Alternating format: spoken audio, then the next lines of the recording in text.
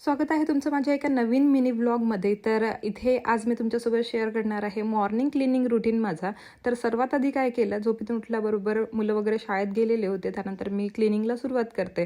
तर बेड ठीक करून घेतला आणि नंतर मग इथे जे फर्निचर आहे ते पुसून घेतलं. फर्निचरवरचा धूळ पुसून काढल्यानंतर मग मी मस्त पूर्ण घर झाडून काढलं आणि या पूर्ण प्रोसेसला मला लागला 1 तास. आणि 1 तासाचा तुम्हाला फक्त 1 मिनिटात हा व्हिडिओ बघायला मिळत आहे. तर त्यासाठी तुम्हाला लाईक तर करायलाच पाहिजे यार.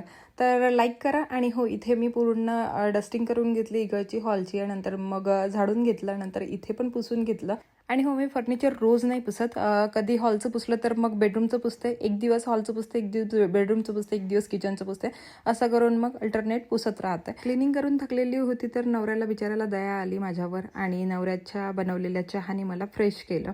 आणि नंतर मग आणखी मी कामाला लागली. सर्व पायदाने घरातले धुवून काढले आणि नंतर मग बाहेरची साफसफाई केली.